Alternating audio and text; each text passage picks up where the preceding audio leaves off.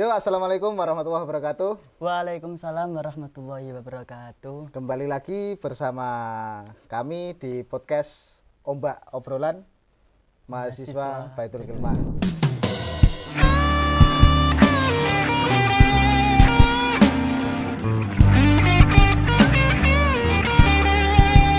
Nah, kemarin kita sudah ngobrol bareng-bareng ya bukan bareng-bareng sih, ngobrol berdua sama Kang Nasirul. Atau Kang Arul sebagai Lurah Pondok. Nah, sekarang kita akan ngobrol dengan Mas siapa? Viko Fikrian. Doang. Sebagai apa gak ada ya? Baik, perkenalkan nama saya Muhammad Viko Fikrian. Saya selaku Wakil Lurah Pondok Pesantren Kreatif Baitul Kilmah, sekaligus merangkap sebagai pembina asrama. Lebih tepatnya sih Ketua Asrama SMK Peradaban Desa. Oh my God! Wow! Nah, iya. Sebagai Wakil Lurah Pondok Pesantren Iya. Baitul Kilmah. Kok bisa jadi sebagai Wakil Lurah itu gimana? Iya. Bukan bisa sebagai Wakil Lurah. Kenapa nggak jadi lurahnya? Ada apa dengan Kang Arul kemarin? Kalah pilih suara kah? Iya, memang ya. Yang namanya apa? Pemimpin organisasi itu pasti ada demokrasi, Mas Kapil. Jadi itu kemarin tuh saya dan Mas Nasirul itu ragasi satu ya. Cuma apa? Selisih satu. Oh, selisih satu. Iya. Ragasi. Jadi apa ya? Kita itu imbang. 10-11 gitu loh. Enggak 11-12. 10-11. 10-11. Iya. Oh, 10-11. Berarti itu iya. Paham nggak maksudnya? Biarpun Iya. 10-11 berarti kan Iya. yang milih Kang Arul lebih banyak. Ya, Oke, lanjut. Iya. Gimana Mas pengalamannya sebagai entah itu lurah pondok atau sebagai ketua asrama? Di sini kan kemarin udah kita ngobrol sama Kang Arul kan ada SMK-nya juga. Iya. Sebagai lurah pondok Baitul Kilmah berarti itu wakil kok. Iya. Wakil lurah. Itu kan ada mahasiswa, ada SMK, dan sebagai ketua asrama SMK itu gimana pengalamannya tuh? Jadi gini, saya kalau dalam organisasi tuh sudah dari kecil, Mas. Dari kecil? Iya. Berapa tahun? Semenjak kelas Dari segini? 6. Iya. Oh, Nggak kecil kali lah, itu bukan kecil lagi, itu kerdil. Jadi dulu pas waktu saya kelas 6 SD, katakanlah SD ya, soalnya saya itu dari kalangan madrasah. ya. Iya. Karena Di usia saya yang segitu, di kelas 6 itu saya sudah berkecimpung di remaja masjid. Di remaja masjid itu juga ada Ikatan Pelajar Nahdlatul Ulama. Jadi saya itu pernah mengikuti organisasi-organisasi di desa. Untuk di SMP saya nggak ikut sih. Cuma pas waktu SMP saya semenjak kelas 6 sampai kelas 9 SMP yang di rumah itu yang mengikuti organisasi.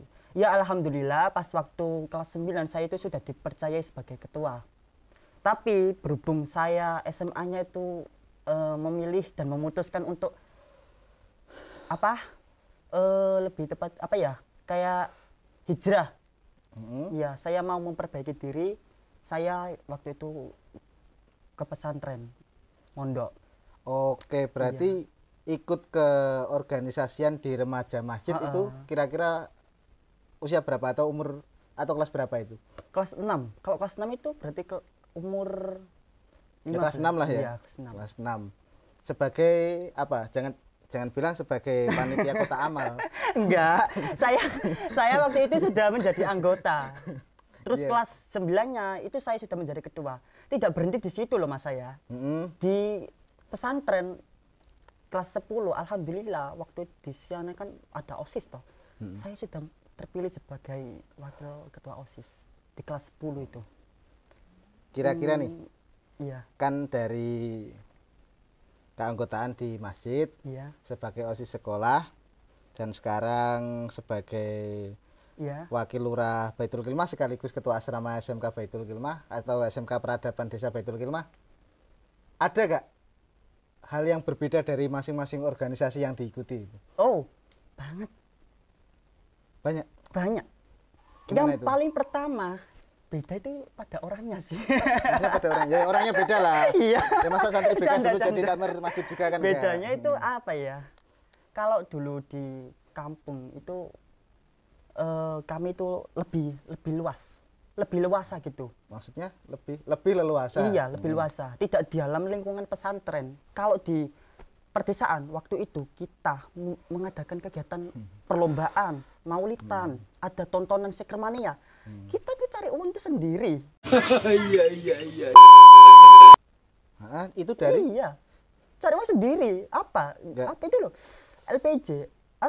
Terangkanlah.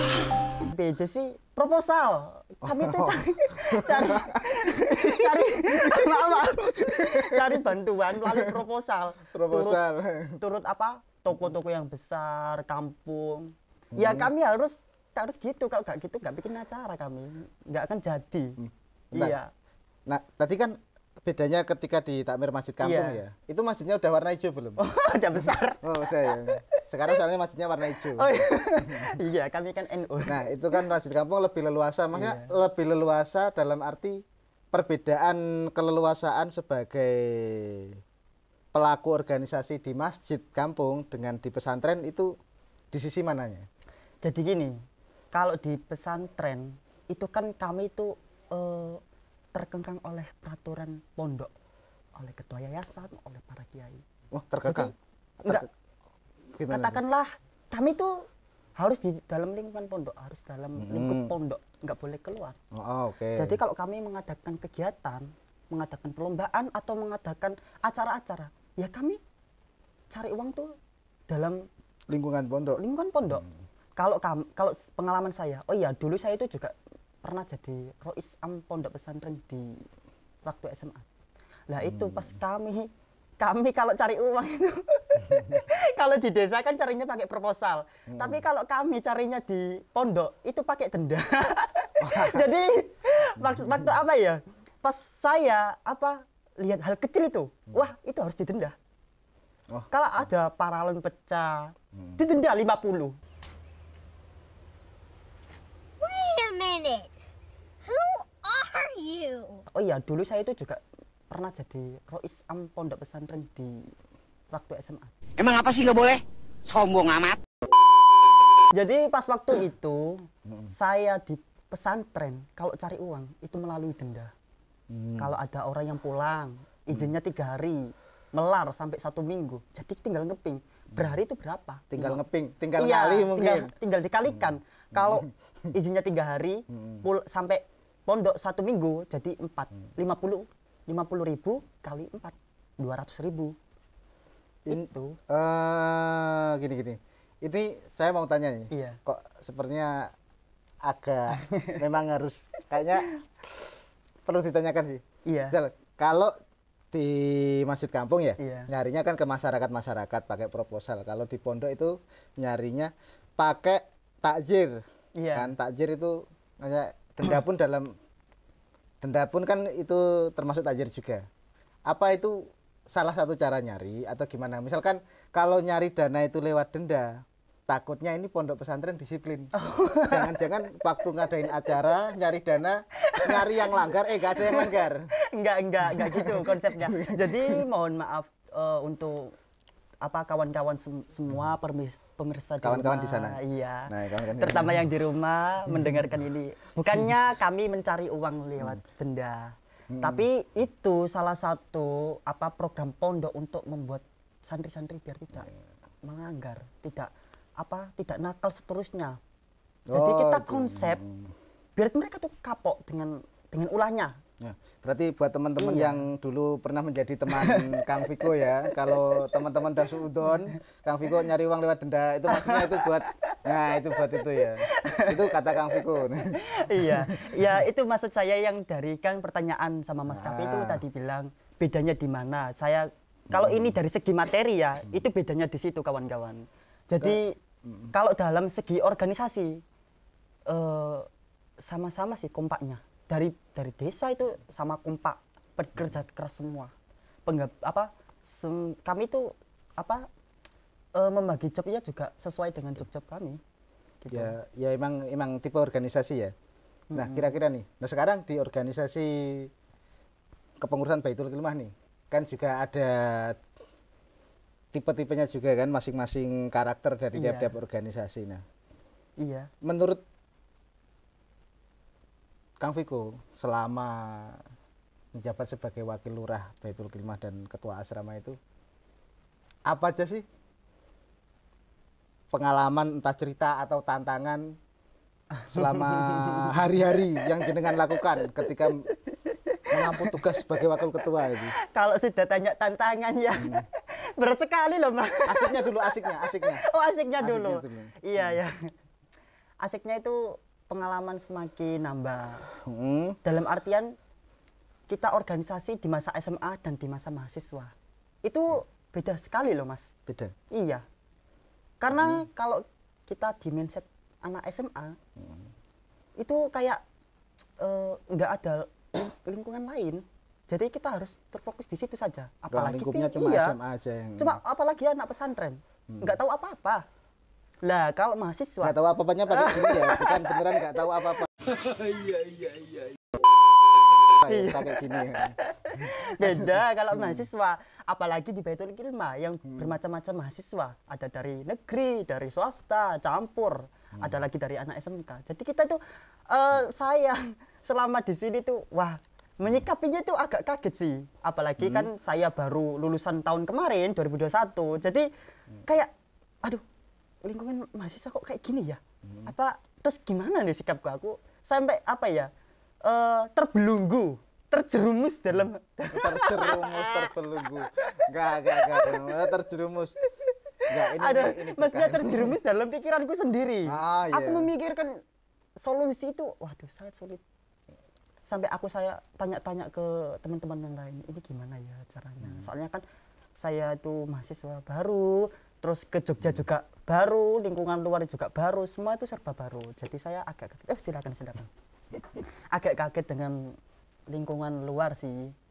Gitu. Terus ya alhamdulillah berapa bulan ini? 2 bulan saya menjalannya lancar. Cuma ada sedikit kendala.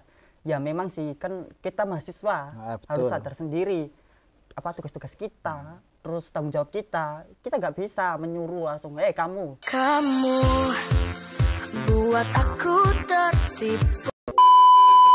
Gitu nggak bisa. Beda kayak di SMA, pesantren iya. ya. Kamu ayo A. B Ini ya juga B. pesantren loh. Pesantren mahasiswa ya. Terus misal gini, Iya. cara apa ya? Ketika ada program atau apapun lah, tiap organisasi kan selalu membuka diskusi sebelum melakukan Iya. sesuatu. Ya.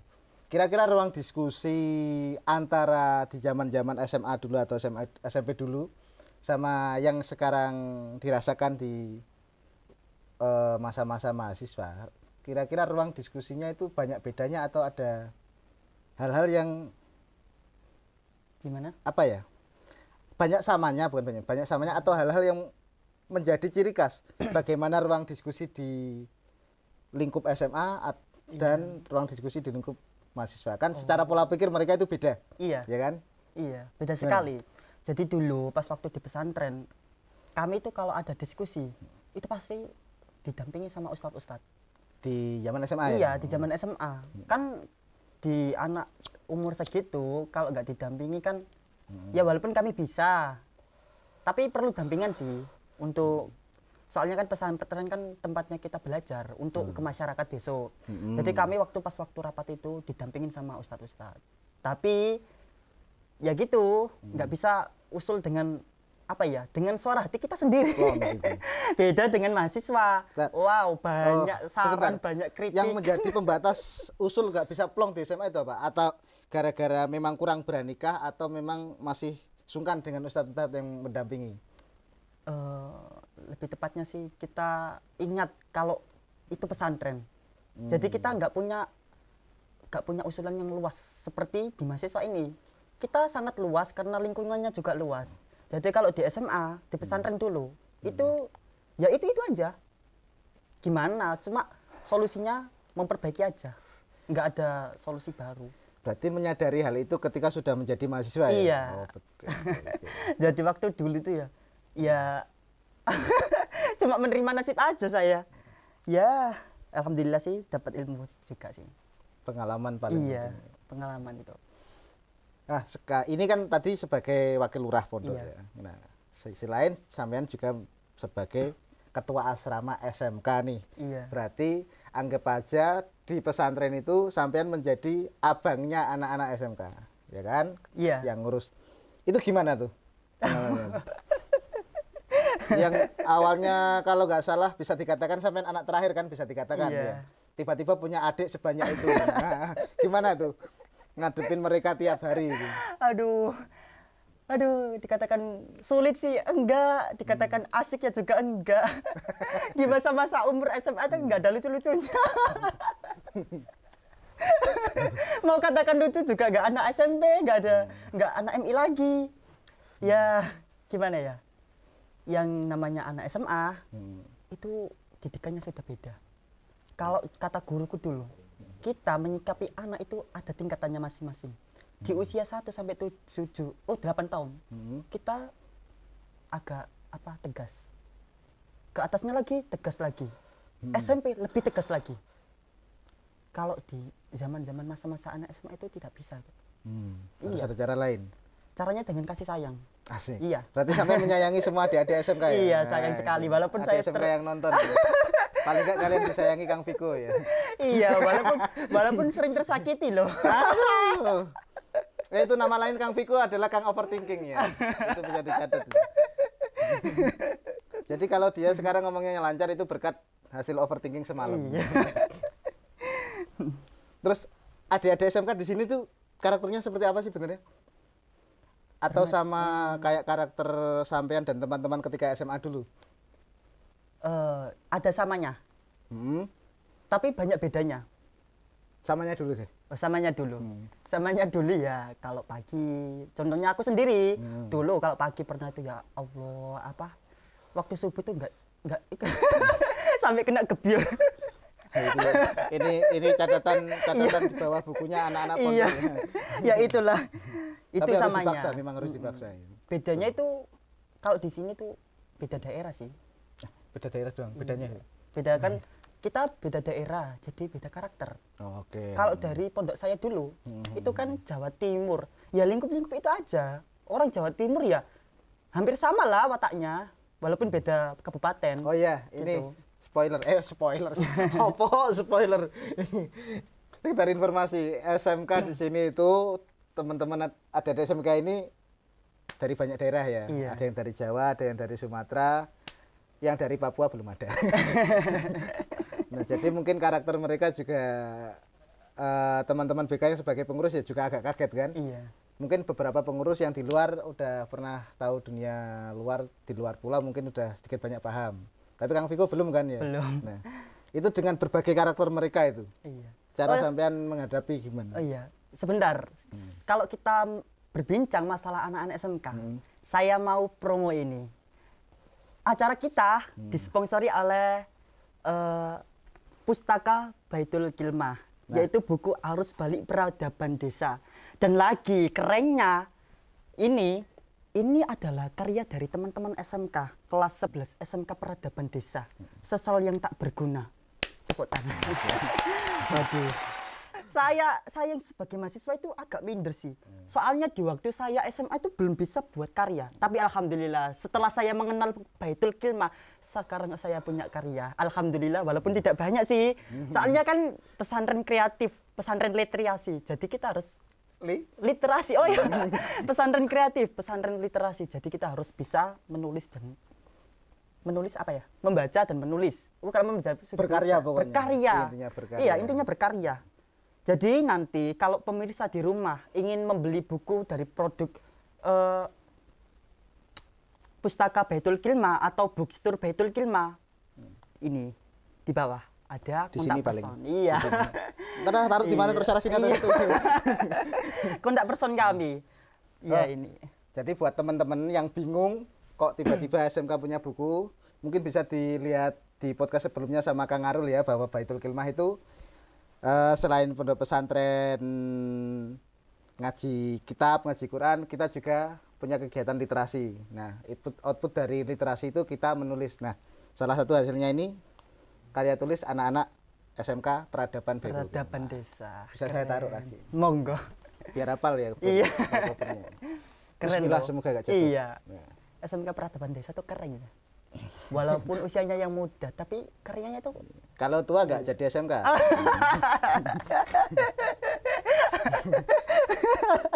Ini nyampe mana nih?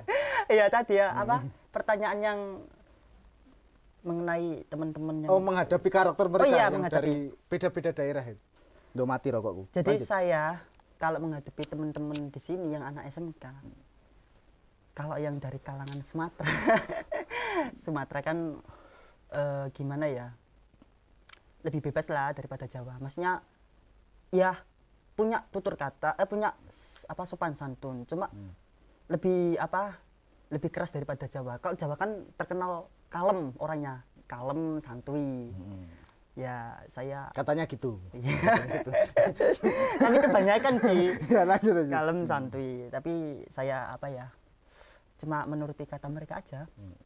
Kalau kamu mau diajak ya ayo, maksudnya diajak dalam kegiatan yang baik-baik ayo. Soalnya saya di sini tuh tidak menyuruh kalian untuk apa ya, tidak menyuruh untuk nakal kok, tak ajak bareng, ayo kita jalan bareng, kita menuju surga bareng, kita menjalankan kegiatan-kegiatan bareng, kita menyesuaikan acara kita bareng, kita apa ya, kita himah ke pesantren, ayo kita bareng, tak ajak, tak bimbing, tak pimpin, tak Intinya arahkan gitu. intinya kompak kan. Iya kompak. Kalau saya menyikapi sikap-sikapnya, saya adaptasi sih mas. Dan Ya, tetap bisa terus menerima. belajar ya. Iya bisa menerima kok. Soalnya saya tidak pernah membandingkan mereka. Kita sama, nggak ada yang beda di hadapan Allah itu. Kita Masya sama. Allah, nggak ada yang beda. Iya. Nah, gini,